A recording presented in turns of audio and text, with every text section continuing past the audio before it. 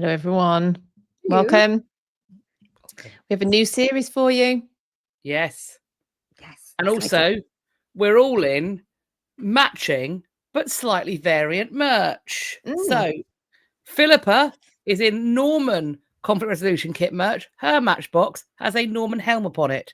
Catherine is in Viking conflict resolution merch. Her matchbox has a Viking longship on it. And I am in Iceni conflict resolution merch. And I have got a chariot upon my matchbox.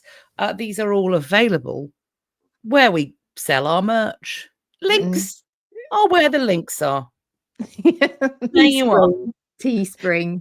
That's it. Yes. Which is linked in our description box. All the other things that are fabulous that you need to buy, and something very cool that's coming very soon as well. There we go. Fabulous. So yes, new series time. It is. We are talking Trailblazers. And today, lovely Philippa is going to be talking to us about a Georgian businesswoman who was incredibly successful in a time where history tells us women were never allowed to own businesses, except for all the women that were owning businesses. We are going to be talking about Eleanor Coade, and I'm really looking forward to that. Before, though, we jump into the lovely Eleanor, I think it's about that time, isn't it? It's about the time to exclaim. So, friends, welcome to History After Dark. We call it that for a variety of reasons. Chief amongst them is this is a place where we let our freak flags fly. We indulge in some four-letter expletives, filth, innuendo, innuendo. If you are in an open plan office with a judgmental boss, put a headphone in. If you are in a car, a plane, a train, all vehicles are acceptable. A horse and buggy, whatever, with a small child. We call this child Timmy, who's got the mug. There we are. There we are, more merch. Timmy is a problem. Timmy is a sort of child who hears just the one depraved thing one time, says nothing, shh, but locks it away in his mind palace, takes it into school with him. And then he repeats it in front of his teacher, who is, in my head, Miss Honey. She doesn't watch History After Dark, obviously. She's not like us filthy deviants. So she breaks the first cardinal rule of History After Dark, which is if you don't know what it means, don't Google it. It's not for you. So Miss Honey's Googled it. And now she is in a fetal position in the corner, rocking back and forth, non-verbal, not ideal for a reception-aged teacher. You're now up the school asking why your 5-year-old knows this depraved thing, and you're also on the hook for however many weeks of therapy it takes to get Miss Honey upright and verbal again. No one needs it. Put a headphone in. I think all of this makes it very abundantly clear what's happening today. At no point do I want anybody in these comments, nay, in any comments that we're connected to, saying anything along the lines of, I very much enjoy History After Dark, but must just swear so much, it's most unladylike. First of all, yes, I must swear this much. It is the law. And second of all, I know what you want. You want us to pin that comment so that people will come into those comments and then humiliate you publicly. That's your kink. And I won't shame your kink. They might.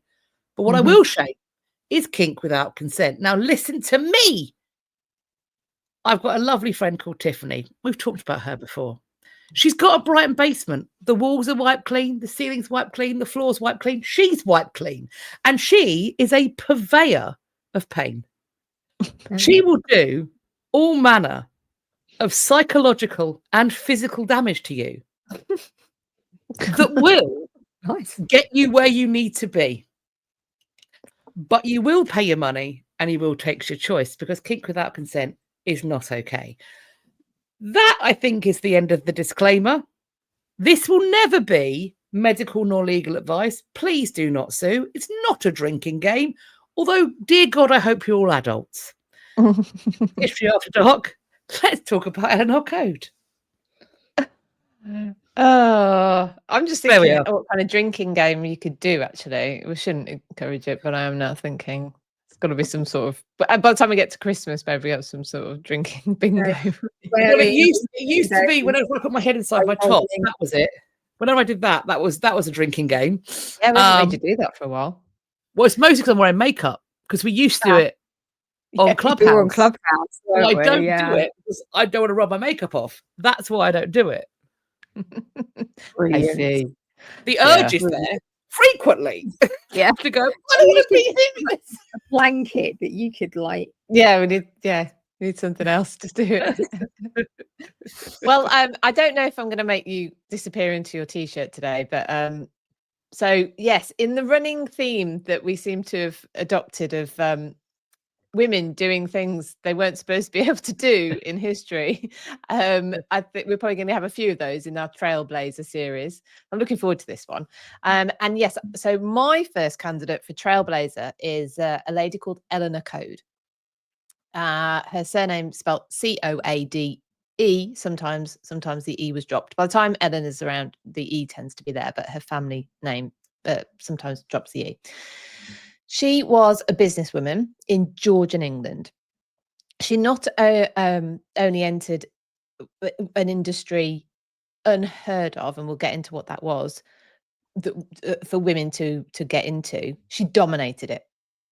So she wasn't just doing stuff she wasn't supposed to do. She was doing it incredibly well. She was technically brilliant. She had textbook people management skills. In fact, I think she could have written a few textbooks if it existed. And she showed marketing ingenuity. She was really sort of at the forefront of some techniques, and we'll get into all of that. And what she did was she basically adapted a formula to manufacture an artificial stone, and managed to keep it secret for a very long time. We'll get into that as well. And her product became known as Coade Stone. And it could be used effectively for anything else, anything that had used natural stone, or anything that does use natural stone. So anything inside and outside as well. So fireplaces, monuments, garden ornaments, massive vases for inside and outside, archways, doorways, whatever it is, it had a use for it. She was so successful and her product was so good that a lot of her work still survives all across the world. She was also very progressive in terms of her social values, and you'll see this unfolding. But she successfully challenged lots of the norms of the day and did quite a bit to progress women's agency. So I think she should be recognised as really, really important to her time, and probably after that as well. So she was born in Exeter on the 24th of June 1733. Her father was George, and her mother another Eleanor. So mum was Eleanor Coade as well. Her family had strong links to Lyme Regis, so some accounts say she was born there. She wasn't, but the Coade family had strong links to Lyme Regis, which is only about 30 miles away from Exeter, and she remained linked to Lyme Regis quite strongly as well. She leaves money to women there in her will, and we'll get onto her will as well later. Her father George was in the wool trade.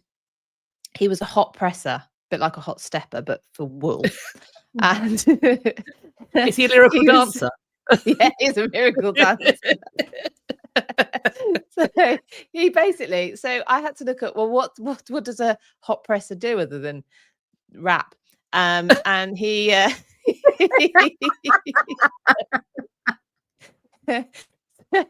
so then it says, well, a hot presser finishes wool, and I was like, well, I don't know what that means either. So, but basically, it's like the last finishes wool. So it's like the last process, as far as I can understand, in the cloth creating process, which makes the cloth stable, durable, basically able to be created into clothes and worn. So he does that, and during the 30 or so years that the family are in Exeter, the wool trade is very prosperous, and George is also joined by his brother Samuel. So there's enough work to go around, basically, and they prosper. They earn enough money. George buys several properties in Exeter and a warehouse. Samuel, his brother, buys a house, which eventually one of the reasons I mention it is he transfers it to Eleanor in 1784. So when he died, but presumably when he dies, the family seem quite. It's a very, very large family, but there's some key members of it.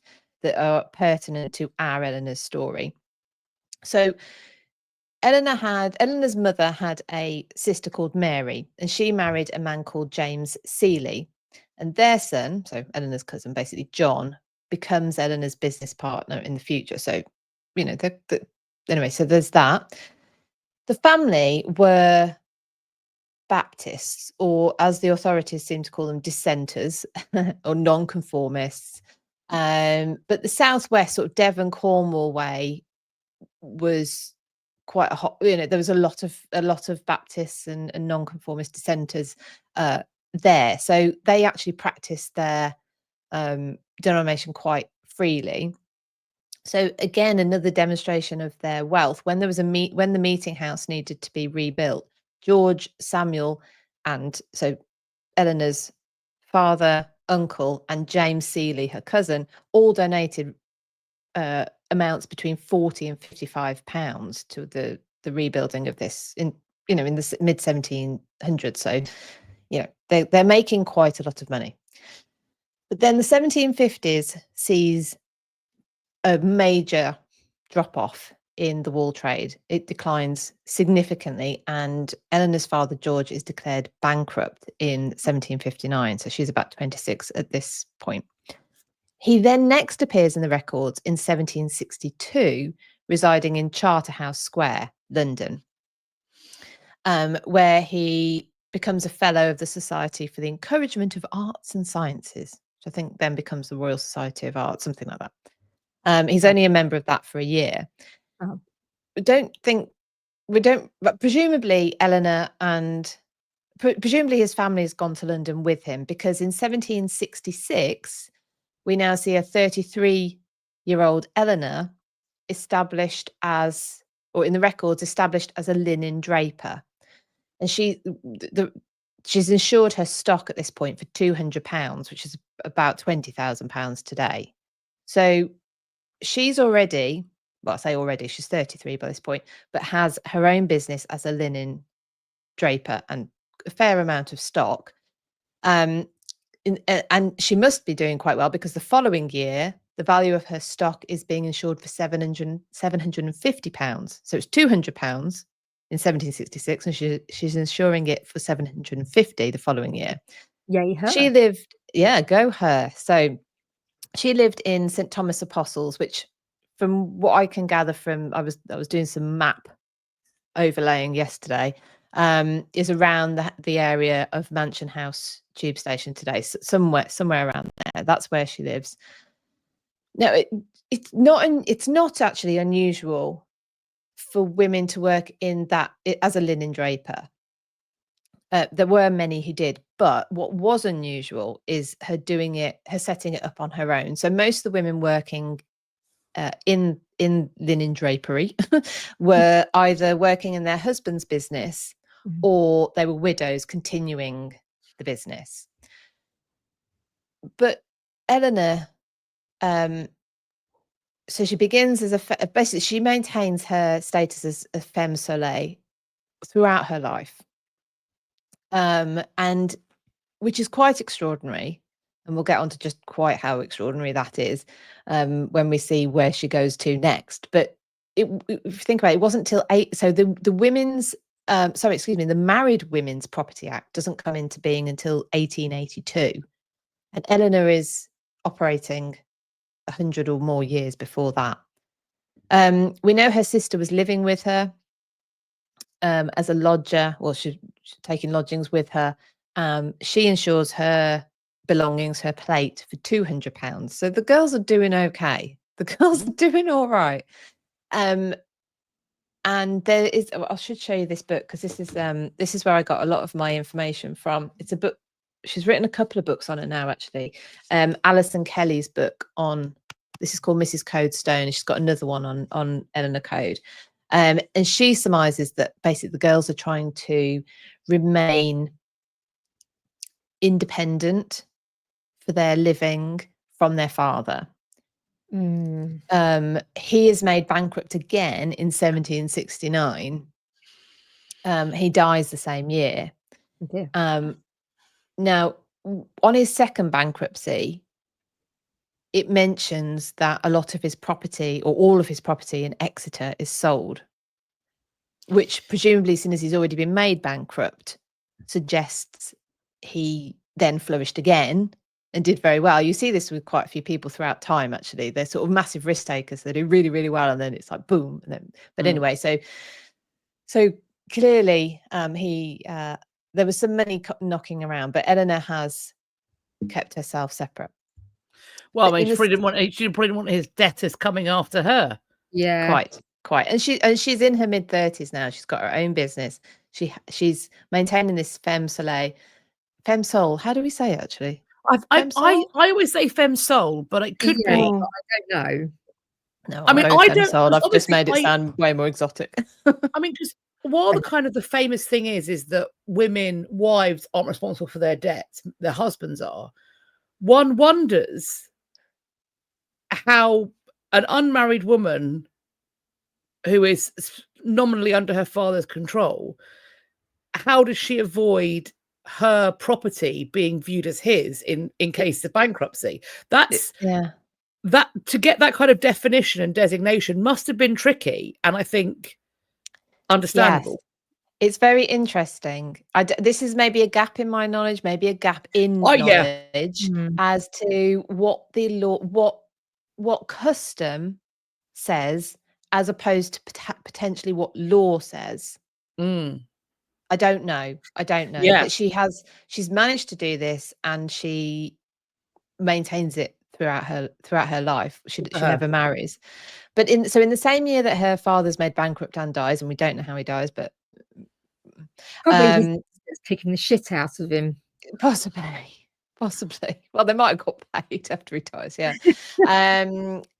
So we're 1769.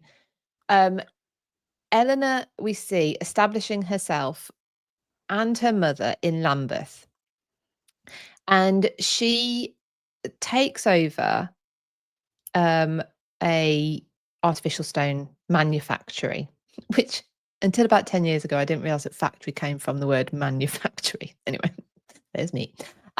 So she now I just found out then.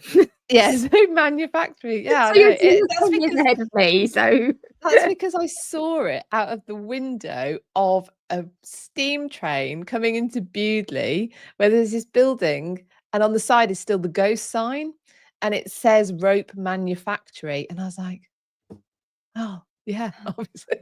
So anyway, I really thought about it, but no. yeah. Well, we don't use the word now. Everything is a factory, even though it's manufacturing. So she's with her mother, presumably though, because obviously her father's being made redundant and her mother is married to her father. She's not bringing any financial assistance. So again, Alison Kelly surmises that she thinks the uncle Samuel, who we met down in Exeter, that he never got made bankrupt. He's clearly a little bit more careful with his money, that he may well have helped Eleanor set up in Lambeth, because later on in his will he forgives Eleanor all the debts that she has to him. So he's clearly lent her some money at some point. So potentially at this point. So yes, so then there's a little bit of confusion about whether the Eleanor Coade is her mum, or in some sort of accounts whether it was her mother or herself, because obviously her mother is Mrs. Coade, but Eleanor adopts the courtesy title of Mrs., as was customary for women in business in Georgian England, and we see that later on.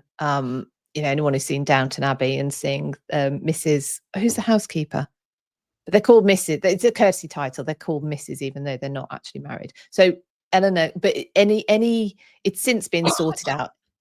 Any reference to Mrs. Coade is our Eleanor, the younger Eleanor. And she's down as a proprietor of the manufactory at Lambeth. And where her mother is referred to, we see her referred to as Widow Coade mostly, actually. So she buys, or appears, we think buys this manufactory from a man called Daniel Pincott, Pincot, and the business is struggling at this point. But Daniel Pincott stays on as manager, or I don't know if it's not clear whether she bought it from him or whether he was the manager of the person who she bought it off. But either way, he'd been manager at the site, and he continues to be the manager on the site for Eleanor.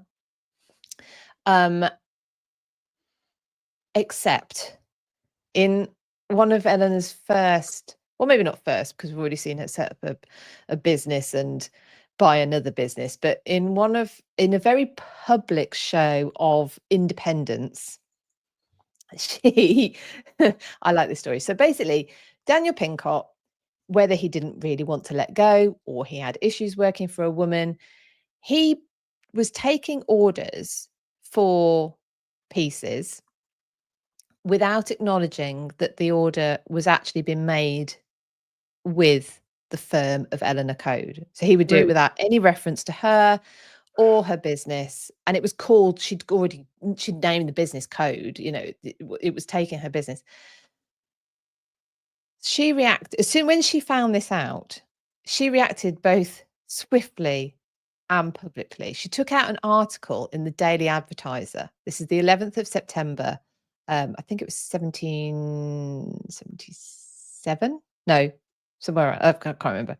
But anyway, she takes this out, and she says, she puts in, whereas Mr. Daniel Pincott has been represented as a partner in the manufactory, which has been conducted by him, Eleanor Coade, the real proprietor, finds it proper to inform the public that the said Mr. Pincott has no propriety in this affair, and that no contracts or agreements, purchases and receipts will be allowed will be allowed by her unless signed or assented to by herself. Yay. I like that for her. That sounds like a woman who's taken legal advice before writing that. I think she's incredibly savvy, because she then follows it up.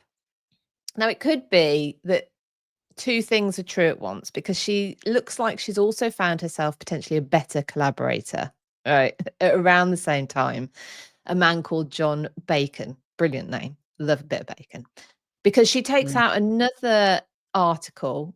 Well, she actually does it twice in the Daily Advertiser, again on the 23rd and 25th of the same month. Saying her manufactory at King's Arms Stairs, Narrow Wall, Lambeth, lately conducted by Mr. Daniel Pincott, is now under the superintendence of Mr. John Bacon, sculptor, whose merit as an artist being too well known to need any I can't say the word, encomiums. Anyway, she promises herself the continuance of that encouragement she has hitherto received from the public. So basically, she then very, very publicly fires Daniel Pincott and replaces him with John Bacon. We like it. There we are. Yes. John Bacon stays with her for the rest of his life. He dies in 1799, at which point she goes into business with her cousin, John Seeley, who I mentioned earlier, hence me mentioning him. And they open, at that point, a showroom. Nice. And the business is called then Coade and Seeley's until John dies in 1813, when the firm reverts to the name Coade or Coades. And she then appoints, she doesn't take a partner on again, but she employs another cousin, William Croggan, as her manager. But so she appears to be very well suited to business, because by this point she's had two. This is her second business. She's taken over a struggling business, and it's starting to really turn around. She clearly attracts and recruits talented people who are loyal to her. She becomes this sort of hub of cultural design because she can attract these people. Now, obviously, you couldn't do that unless you're actually producing something good. And artificial stone, believe it or not, was incredibly competitive. So it wasn't unknown for rivals to discredit one another's products. So what is then remarkable is not only does she flourish, she basically establishes a near monopoly in artificial stone by the 1780s. Again, she's clearly able to make difficult decisions about who she works with. She will get rid of people who, defy her, or I don't know, double cross her. But she's looking for the best talent, but she's also really good at marketing. It's her idea to call the stone Coade stone, and it's stamped on it. in many of the products, not all of them, depends on where they were going and what they were for. So she's got this incredible product and clearly just a very good businesswoman with an eye on marketing, talent creation, talent development. So I wanted to know where her factory is. I don't think there's any traces of her factory left today. The streets even that were referred to then, King's Arms and Narrow Wall, don't exist. I don't think. I couldn't find them on the map. So her factory, you can look up an old map on Georgian England. I can't produce any because they're all copyrighted, but you can Google them and find them. There's one, and it shows the 1799 map you can look up, and it shows where her factory was, which was, like I say, in between this. It was near King's Arms. There was College Street and Narrow Wall, which kind of came. So in Lambeth, when you're south of the river, and it runs almost parallel to where Waterloo Bridge now comes in. Okay. In fact, Waterloo Bridge was there. I think there was a bridge there, but not I think the one now is it a road bridge or a train bridge? Anyway, it comes to there because not very far away from the factory is where they established the this showroom, effectively, because she actually says people can't find where I am. They can't find the factory. So she has this idea with her cousin, presumably because it's the same year he joins with her into the business, of setting up a showroom. Like we just think showrooms now, shops, it's so obvious. This was new. She also produces a catalogue, because what you could do is say, I like that design, please produce that. You can pick it out of a catalogue. She had 746 designs in one of her catalogues. Wow. Yeah. Like, 1784 catalogue. Like yeah. And then catalogues become like all of the rage. You know, the Georgians, but then specifically the Victorians, they love a catalogue. Yeah.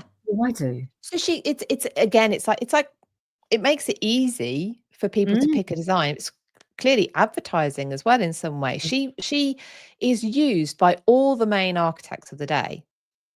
They can go and show their patrons, would you like this in your garden? Would you like this fireplace around, in your withdrawing room? They can show them, and then it gets done. So a 1784 catalogue has 746 designs, urns, busts, coats of arms she could do, friezes, furniture, the lot. So I don't know if you want to go into let's try the science, okay, a little bit. This is very, very high level of what this is, right? So because people might be wondering. So it's ceramic based. She marketed it as, or it was marketed as, again, another word I don't know if I can say, lithodiphira. It's Greek for twice fired stone. Yeah. Okay. And she didn't invent artificial stone. Obviously, we've seen that she takes over a manufacturer that's already been doing it. We know it's in the area. Lambeth at the time was very industrial. There wasn't many people living there because it was full of, probably the industry grew up maybe because people didn't live there, and then people definitely didn't want to live there because it's all full of people making stuff that's dirty and loud, probably. So but what she does is she comes up with a process and a recipe, which she never patents, by the way. This is how loyal her staff are. This recipe apparently wasn't even worked out or discovered or found out until the 1990s. Good So Lord. everyone who'd worked with her kept it secret. So it's apparently a very balanced mix of clay, grog, which I didn't actually look at what the grog is, but someone will know, flint, quartz, and soda lime glass. And it's fired for 4 days at 1,100 degrees C. Jesus. Yeah. That is a lot. Probably just knowing how to get a furnace to like that kind of thing for temperature for 4 days. I don't know. Funeral bill must have been incredible. Yeah. These days, that'd bankrupt you, wouldn't it? Oh, Yeah. electricity bill. Yeah. Yeah. There's no electricity. I know this. But this material that she created, it didn't. It shrank very little from its molds. This was another one of her pioneering techniques: is molds. She used molds, so pieces could be created over and over again from a mold. It would be precise. It would be cheaper, which made the product cheaper, which made the customer base larger. This is all new, clever stuff. It's also the products created are also very resistant to frost, to our beautiful British weather with its rain and then baking hot sun and then frost and then more rain and then baking hot sun. You can resist all this, resist lichen, any of the air pollution. So, and it can be quite intricate. This isn't, the molds can be quite precise, so the detail can be quite intricate, and it also looks like natural stone. So she's got this amazing product, innovative thinking around marketing, becomes more affordable, and I think probably there's lots of her work probably not identified yet because it looks so like stone. So like stone. If it looks a little bit too fresh for how old it is, then that's probably a good indication that it's Coade stone. But it survives at over 650 sites in the UK and all over the world. So I've got a few examples to give you, because it doesn't matter if you're not in the UK, you may well have seen some Coade stone. So we have, I should also say she got so successful that she took commissions from George III and George IV. So the Coade manufactory was granted the royal warrant by both of those kings as well. Nice. Yeah, she did. She was top notch. So we have, so for instance, George III commissioned the Gothic screen, which is at St George's Chapel, Windsor. The one that I have a picture of, because I have my own picture of it, which I'll show you, is the Nelson pediment at the Old Royal Naval College. Now, it's a little bit hidden now because I'll show you. So this is the Old Royal Naval College at Greenwich. For anyone now, site of the old Greenwich Palace. Yeah, site of the old Palace of Placentia. Indeed. So, and now, it should have turned into another royal palace. It never did. It's the Old Royal Naval College, and then since it's all sorts of things now, College of Music and all sorts. But anyway, if you walk up there and you went into the palisade on the right hand side and you went through, and then you have to turn around and look back up, so it's quite hidden now. I'm presuming there was a different usage of the site, which would have meant that it would have been better seen, but you will see this.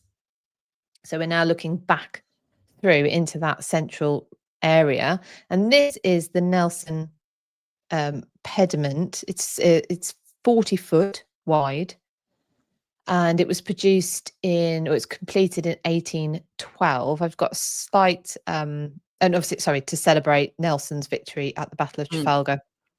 And he dies there, so it's also commemorating him. His funeral is at the Old Royal Naval College Chapel. Obviously, Old Royal Naval College, so this is why it's the best place for him.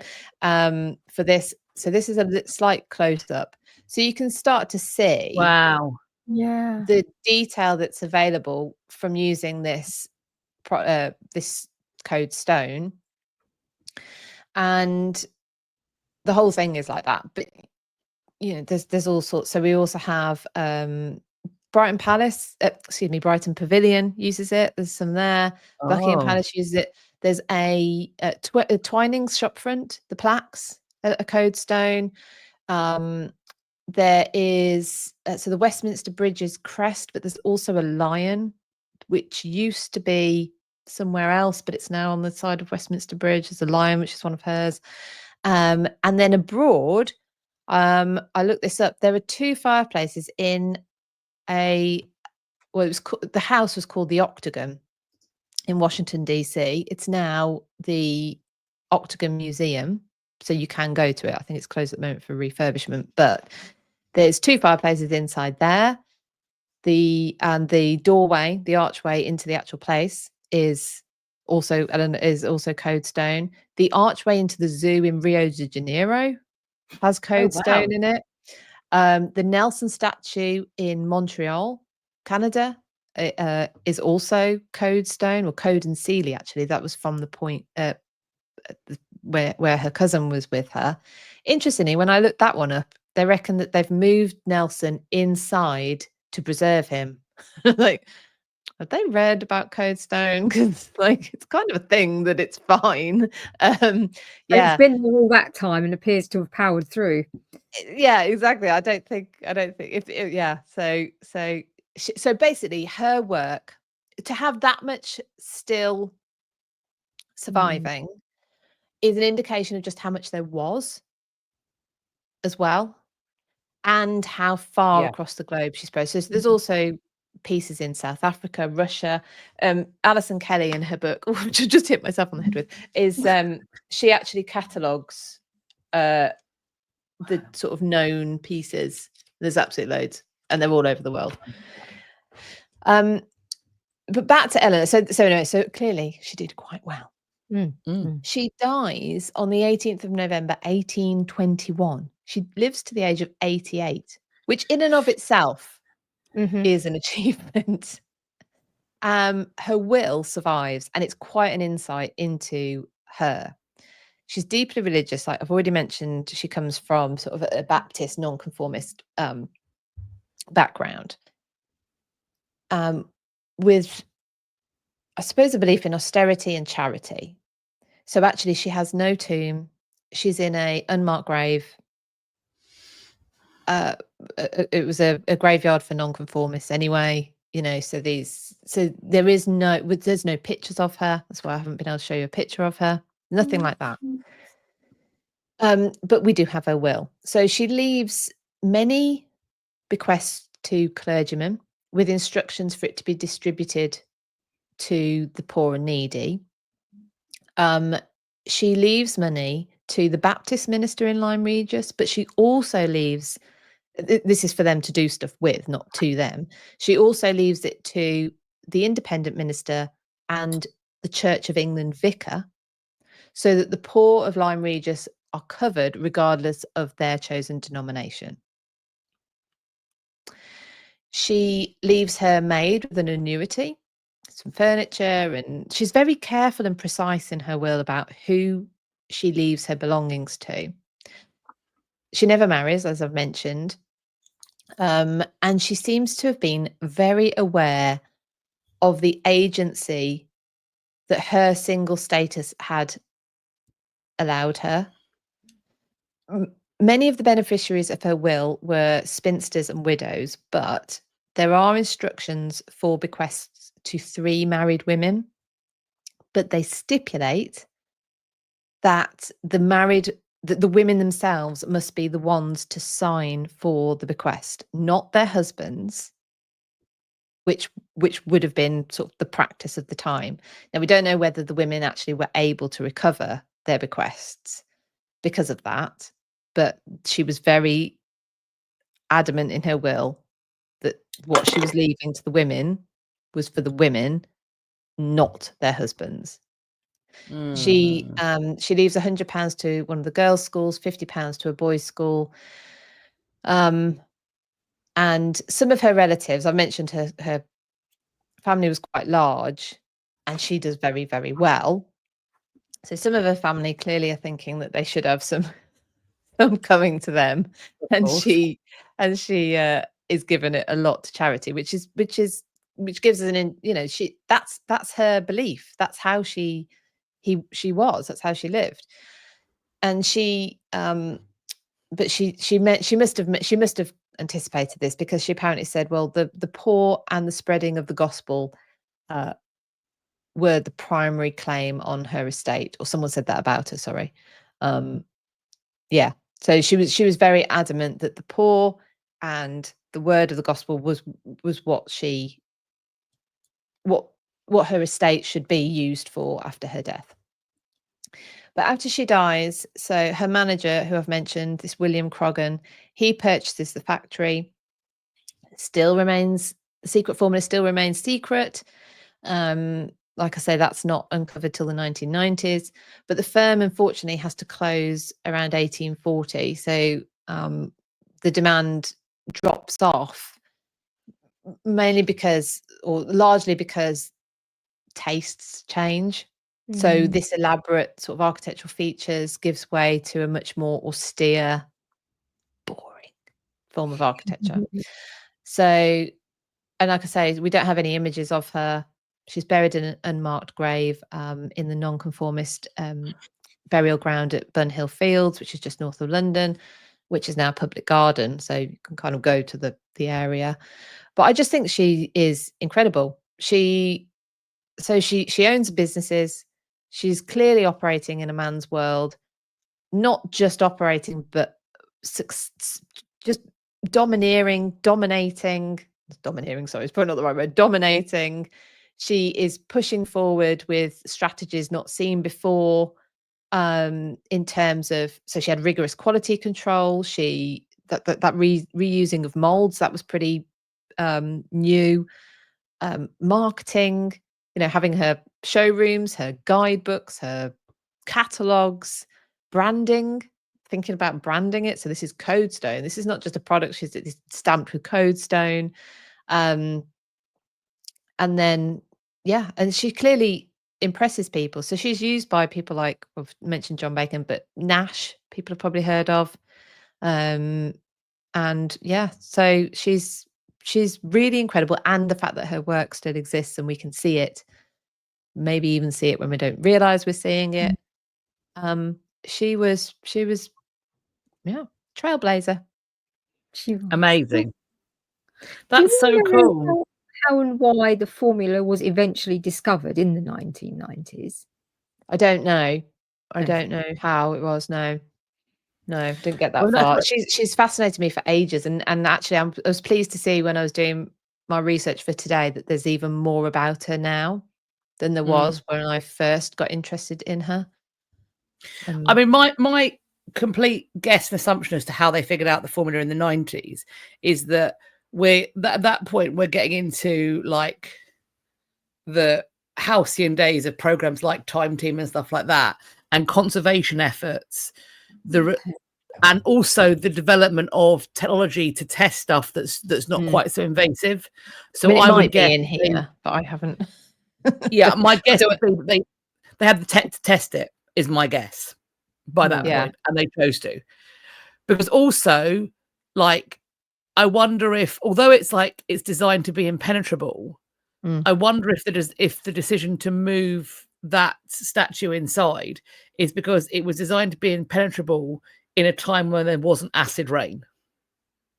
Well, if you look at Nelson's pediment and you look at some of the other bits around the UK, they are pristine, and we've had acid rain. I mean, acid rain, that's like a blast from the past, that is. But they've got I mean, in Alison Kelly's book, they have got a microscopic section of Codestone, which it won't be anything probably to anyone.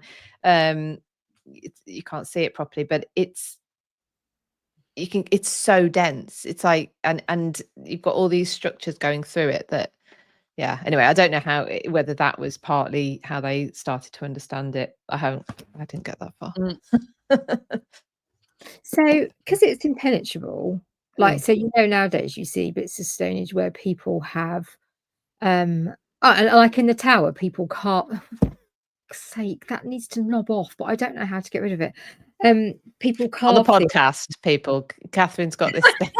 Sorry. The podcast, that will mean nothing to. Catherine's just gone off on one there. So it's there's this automatic like emoji thing that it'll do if you put your thumbs up. It does it. It Half puts the up a time, bubble I'm with not even thumbs. actually doing it. It's Your like nails. It makes it look you just got your thumb somewhere, and your nail is so long that it thinks you've got your thumb up. Just have to like. Anyway, sorry. Carry on. Oh yes. So you see, for centuries, really, people have carved their names into things, or as was here, or other nonsense. So probably not in the tower in the 16th century, but you see what I mean. So was it? Yeah. It was a question that people weren't able to do that because of the structure of it. I actually don't They know. were worried about it getting graffiti, like damaged in that capacity. It might. I mean, yeah, maybe it was even harder than real stone in that respect. I actually don't know. I mean, a lot of the pieces aren't I suppose somewhere where there would be graffiti. So that Nelson pediment, but then I suppose fireplaces, you see fireplaces and they've got graffiti all over them. People have etched their initials in. Because people are bellends and they do that. Yeah. I know, but the older it is, the more I'm like, I quite like it. So the graffiti's a funny thing, isn't it? Because it's vandalism. Tell us, It becomes slightly endearing the older it gets. I suppose it tells us something if it's several hundred years old, whereas now, like, for a good time call isn't quite. That's very 80s. Well, no, I suppose. But in 700 years, they'll be wanting that. Yeah. They'll be like, so there we go. Look at this cultural reference. There we are. Hookup culture. 1980s is common. Hookup culture, yeah. So there we are. So I'm glad I finally had the opportunity to speak about Eleanor Well, we Coade. like Eleanor Coade as well, don't we, Kat? I think we do. Yes, she's very good. It's a shame there's nothing left of her. I mean, there is a lot left, I should say, in terms of her work and books. So these catalogues, there's still some of those existing. But the area of London, I mean, I doubt there's anything left of what anyone did there at that point. It's been rebuilt. I mean, now, of course, Lambeth is an incredibly salubrious area with extraordinarily expensive homes in it. But yeah, I mean, I suppose like we got hit really hard in the Blitz. Yeah, exactly. So it's I think it's the area where I might have this wrong, where you've got like the Royal Festival Hall and South Bank Centre and stuff like that. Oh, okay. Similar area. Lambeth's quite big actually. When I looked on the map where Lambeth covers, but she was right next to the Thames. Okay. As were multiple yards there. Most of them were timber yards. But yeah, she was down there. It would have been a very noisy, smelly, dirty, dusty place. Yeah. I mean, like not long after she's living, or actually, while she's living, we get the Great Stink, don't we? What year was that? So,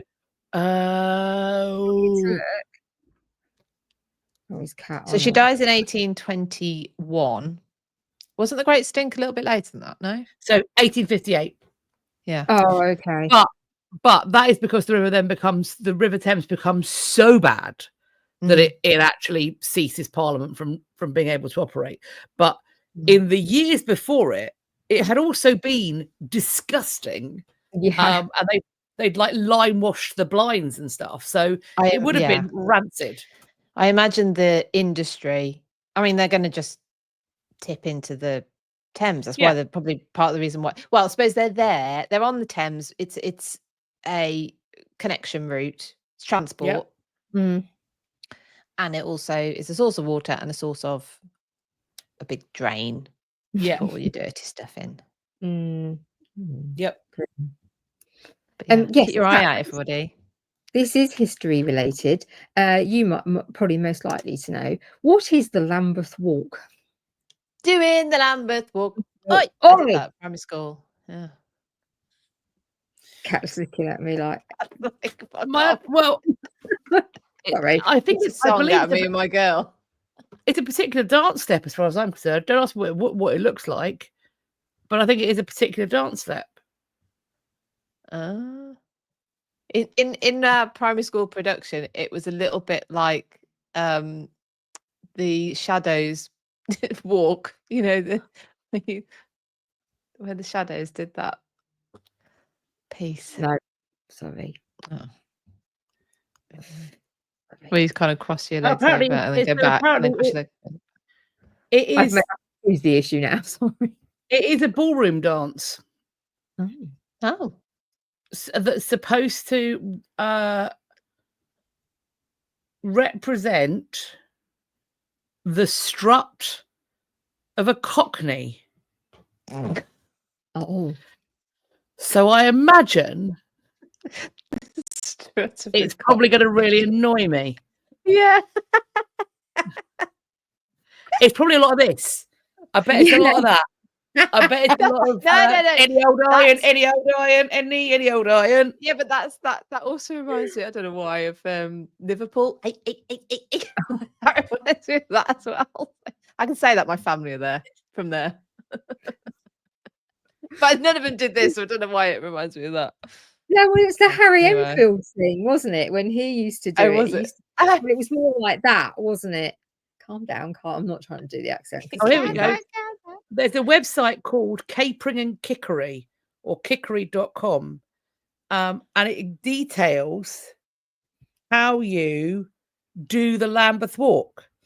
So in 1937, I'm sorry. Where have you started?